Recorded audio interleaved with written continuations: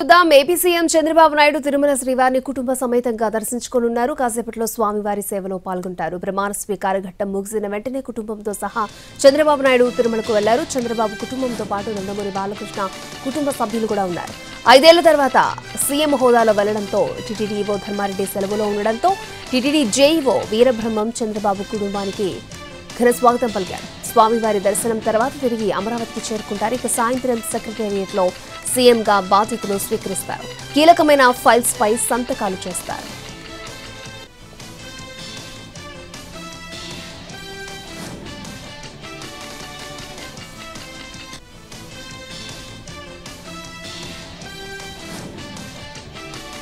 AP ముఖ్యమంత్రిగా చంద్రబాబు ప్రమాణ స్వీకారం చేశారు. ప్రధాని మోడీతో పాటు కేంద్ర మంత్రుల సమక్షంలో 4వ సారి ముఖ్యమంత్రిగా ప్రమాణం చేశారు. ఆయన చంద్రబాబు, పవన్ కళ్యాణ్తో పాటు 23 మంది మంత్రులతో ప్రమాణ స్వీకారం చేయించారు గవర్నర్ అబ్దుల్ నజీర్. టీడీపీ నుంచి 21 మంది, జనసేన నుంచి 3, బీజేపీ నుంచి 1 మంత్రిగా ప్రమాణ స్వీకారం చేశారు. ఆ తర్వాత ప్రధాని మోడీ చంద్రబాబుతో కలిసి కేబినెట్ మంత్రులంతా గ్రూప్ ఫోటో దిగారు. పవన్ కు ఏ శాఖ ఇస్తారు, మిగతా మంత్రులకు ఏ శాఖలు కేటాయిస్తారు అన్నదానిపై ఆసక్తి నెలకొంది. చంద్రబాబు ప్రమాణ స్వీకార కార్యక్రమంతో కేసరపల్లి సభా ప్రాంగణం పండగ వాతావరణాన్ని సంతరించుకుంది. సినీ రాజకీయ ప్రముఖులతో పాటు నందమూరి నారా మెగా కుటుంబ సభ్యులతో వేదిక కలకలాడింది. చిరంజీవి, రజనీకాంత్ స్పెషల్ అట్రాక్షన్ గా నిలిచారు.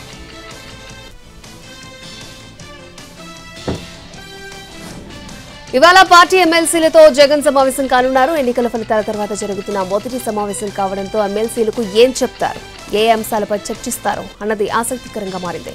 ఇప్పటి వరకు నేతలు వచ్చి జగన్ ను కలిసి వెళ్లిన ఫలితాల తర్వాత పార్టీ తరపున జరిగే మొదటి సమావేశం కావడంతో సంక్షేమ పథకాలను అమలు చేసినా ప్రజలు ఎందుకు తిరస్కరించారు అనే దానిపై నేతలను అడిగి తెలుసుకునే అవకాశం ఉంది అనే టాక్ వినిపిస్తోంది. మండలిలో అధికార పక్షం కంటే కూడా వైసీపీకి సంఖ్యాబలం ఎక్కువగా ఉంది. కౌన్సిల్లో వైసీపీకి 37 మంది ఎమ్మెల్సీలున్నారు. వీరితో ఫలితాలు తర్వాతి పరిణామాలపై చర్చించే అవకాశం ఉంది. దీంతో పాటు భవిష్యత్తు కార్యాచరణపై కూడా వారితో చర్చించే అవకాశం ఉందని వైసీపీ వర్గాలు చెబుతున్నాయి.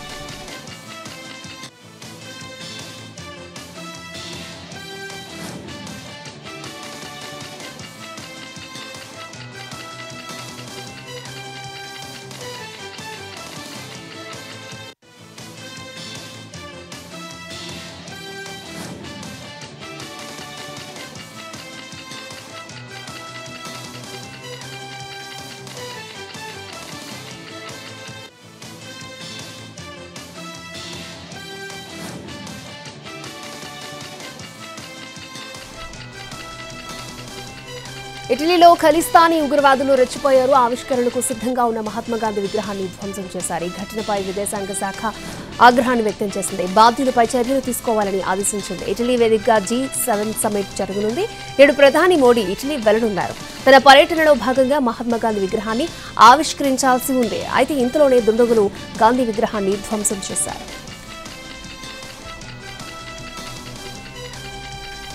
వేసవి సెలవుల తర్వాత మళ్లీ స్కూళ్లు విద్యార్థులతో కలకలాడబోతున్నాయి.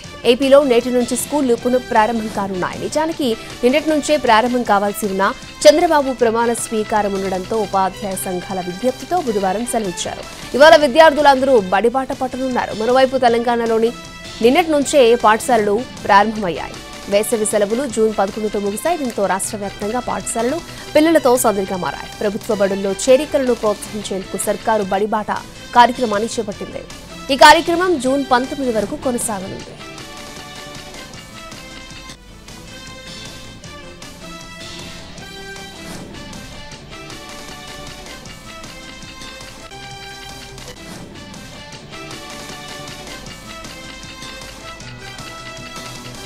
జీవో 317పై ఏర్పాటైన కేబినెట్ సబ్ కమిటీ కీలక నిర్ణయాలను తీసుకుంది. రేపటి నుంచి ఈ నెల 30 వరకు ఉద్యోగులకు దరఖాస్తుల కోసం అవకాశం కల్పించింది. వెబ్సైట్ ద్వారా వచ్చే అప్లికేషన్స్ కు లోకల్ స్టేటస్ ఆప్షన్ ఇవ్వాలని నిర్ణయించింది. కేంద్ర ప్రభుత్వ ఉద్యోగులైన భార్యాభర్తలకు కూడా ఆప్షన్ ఇవ్వాలని తీర్మానించింది. ఇప్పటి వరకు 12,011 దరఖాస్తులు వెబ్సైట్ ద్వారా వచ్చాయని తెలిపింది.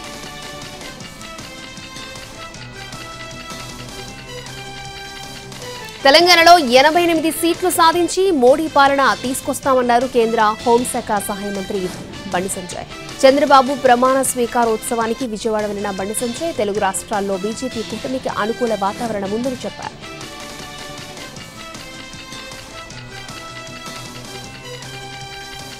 పల్లెవెలుగు ఆర్టీసీ బస్సులో ప్రయాణించారు తెలంగాణ డిప్యూటీ సీఎం భట్టి విక్రమార్క. ఖమ్మం పాత బస్టాండ్ నుంచి చింతకాని మండలం జగన్నాథపురం వరకు ప్రయాణికులతో కలిసి జర్నీ చేశారు. కాంగ్రెస్ ప్రభుత్వం అమలు చేస్తున్న సంక్షేమ పథకాలు, మహాలక్ష్మి పథకం అమలవుతున్న తీరును ప్రజలను అడిగి తెలుసుకున్నారు. ఉచితంగా ప్రయాణం చేసే మహిళలకు జారీ చేస్తున్న జీరో టికెట్ల విధానం గురించి కండక్టర్ను అడిగి తెలుసుకున్నారు డిప్యూటీ సీఎం.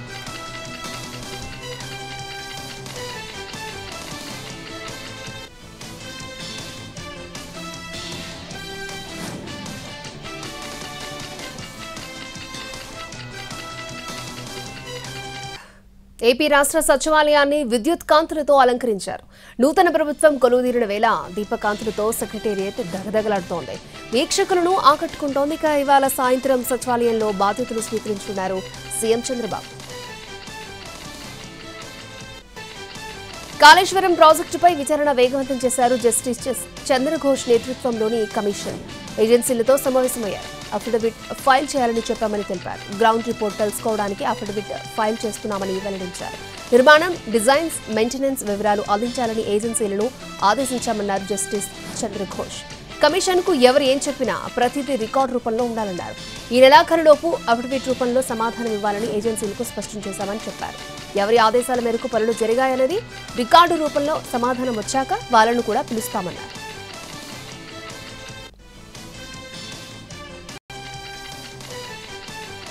హైదరాబాద్ పాత బస్తీలో అగ్ని ప్రమాదం జరిగింది. పురాణి హవేలీలోని రబ్బర్ చెప్పుల కార్ఖానాలో ఈ ఫైర్ యాక్సిడెంట్ జరిగింది. హుటాహుటిన ఘటనా స్థలానికి చేరుకున్న అగ్నిమాపక సిబ్బంది మంటలను ఆర్పేశారు. అగ్ని ప్రమాదం టైంలో కార్ఖానాలో ఎవరూ లేకపోవడంతో ప్రాణ నష్టం తప్పింది.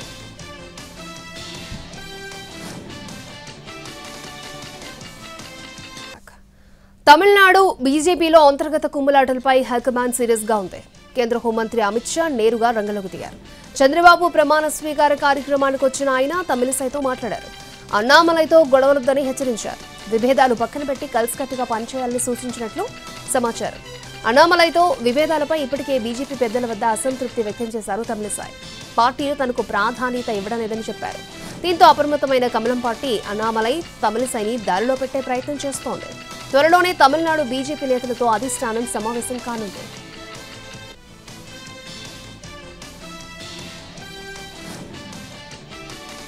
2024 లోక్సభ ఎన్నికల్లో రాజ్యాంగ పరిరక్షణ కోసం పోరాటం చేశామన్నారు రాహుల్ గాంధీ. కేరళ మలపురంలోని రోడ్ షో సందర్భంగా మాట్లాడిన రాహుల్ వైనాడ్ నుంచి రెండోసారి తనను గెలిపించినందుకు ప్రజలకు కృతజ్ఞతలు తెలియజేశారు. అయితే వైనాడ్ ఎంపీగా కొనసాగాలా లేదా రాయ్బరేలీ ఎంపీగా ఉండాలా అనే విషయంలో డైలమాలో ఉన్నారాయన. తాను ఏ నిర్ణయం తీసుకున్నా ఈ రెండు నియోజకవర్గాల ప్రజలు సంతోషంగా ఉంటారని భావిస్తున్నారని చెప్పారు రాహుల్.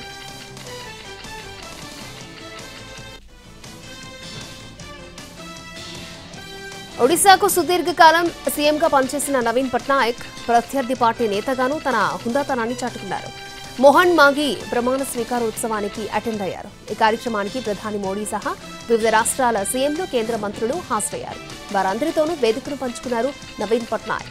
కొత్త సీఎంకు శుభాకాంక్షలు తెలియజేశారు. అలాగే కార్యక్రమం ముగిసిన తర్వాత నవీన్ పట్నాయక్తో ముచ్చటించారు ప్రధాని మోడీ.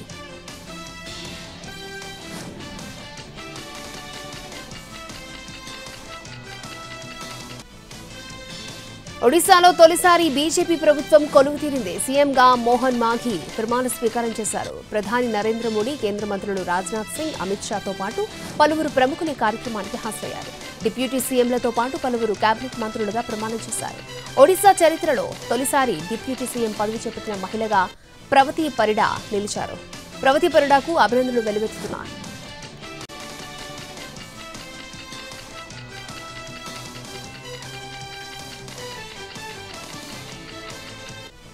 ఎర్రకోట సైనిక స్థావరంపై దాడికి సంబంధించిన కేసులో కీలక పరిణామం చోటు చేసుకుంది. ఈ కేసులో దోషిగా నిర్ధారణ అయిన పాకిస్తాన్ ఉగ్రవాది మహమ్మద్ ఆరిఫ్ అలియాస్ అష్ఫాక్ క్షమాభిక్ష పిటిషన్ను రాష్ట్రపతి ముర్ము తిరస్కరించారు. దీంతో మరణశిక్ష దాదాపు ఖాయమైనట్లేనని నిపుణులు చెబుతున్నారు. 24 ఏళ్ల క్రితం ఢిల్లీలోని ఎర్రకోట దగ్గర సైనిక స్థావరంపై పాకిస్తాన్ ఉగ్రముఖ దాడికి దిగింది. దాడిలో 3 జవాన్లు మృతి చెందారు. దాడి జరిగిన 4 రోజుల తర్వాత ఢిల్లీ పోలీసులు మహమ్మద్ ఆరిఫ్ను అరెస్ట్ చేశారు. మహమ్మద్ను లష్కర్ ఏ తోయిబా ఉగ్రవాద సంస్థ సభ్యుడిగా గుర్తించారు. మిలిటెంట్లతో కలిసి ఆరిఫ్ కుట్ర పన్నాడు అన్న ఆరోపణలు కోర్టులో నిరూపితమయ్యాయి. ఎర్రకోటపై దాడికి పాల్పడిన అబూబిలా అబుషాద్, అబు హైదర్లు వేర్వేరు ఎన్కౌంటర్లో హతమయ్యారు. వీరంతా అక్రమంగా భారత్లోకి ప్రవేశించారని 2022లో సుప్రీంకోర్టు తెలిపింది. 2022 నవంబర్ 3న అతడి రివ్యూ పిటిషన్ను దేశ అత్యున్నత న్యాయస్థానం సుప్రీంకోర్టు కొట్టేసింది. దీంతో అతనికి మరణశిక్ష ఖరారైంది. ఉత్తరాఖండ్లోని చమోలి జిల్లా జోషిమఠ్ తహసీల్ పేరు అధికారికంగా మారింది. ఇక నుంచి జ్యోతిర్మఠ్గా పేరు మార్పు చెందిందని ఉత్తరాఖండ్ ప్రభుత్వం ప్రకటించింది. ఒకప్పుడు జ్యోతిర్మఠ్గానే ఈ పేరు వాడుకలో ఉండేది. క్రమంగా ఆ పేరు జోషిమఠ్గా రూపాంతరం చెందింది. పురాతన పేర్లను పునరుద్ధరించే ప్రక్రియలో భాగంగా జోషిమఠ్ను తిరిగి జ్యోతిర్మఠ్గా మార్చనున్నట్టుగా గత ఏడాది చమోలి జిల్లా ఘాట్లో జరిగిన ఓ కార్యక్రమంలో సీఎం పుష్కర్ సింగ్ ధామీ ప్రకటించారు. ఇందుకు సంబంధించిన ప్రతిపాదనను కూడా కేంద్ర ప్రభుత్వానికి పంపారు. ఆ ప్రతిపాదనకు తాజాగా కేంద్రం ఆమోదం తెలిపింది. ఉత్తరాఖండ్ ప్రాంతంలోని చారిత్రాత్మక సాంస్కృతిక వారసత్వాన్ని గౌరవించడం, పురాతన మూలాలను పరిరక్షించే దిశగా తాజాగా మార్పు చోటు చేసుకుంది. శాండల్వుడ్లో సంచలనం క్రియేట్ చేసిన రేణుకాస్వామి హత్య కేసులో సంచలన విషయాలు వెలుగులోకి వస్తున్నాయి. కన్నడ హీరో దర్శన్ హత్యలో పాల్గొన్నట్లుగా గుర్తించారు పోలీసులు. ఆయనతో పాటు హత్య జరిగిన ప్రదేశంలో పవిత్ర గౌడ కూడా ఉన్నట్లుగా నిర్ధారించారు. రేణుకాస్వామిని దర్శన్ బెల్టు, ఐరన్ రాడ్డుతో కొట్టినట్లుగా తేల్చారు. విపరీతంగా కొట్టడంతో అతడు చనిపోయినట్లుగా చెప్తున్నారు పోలీసులు.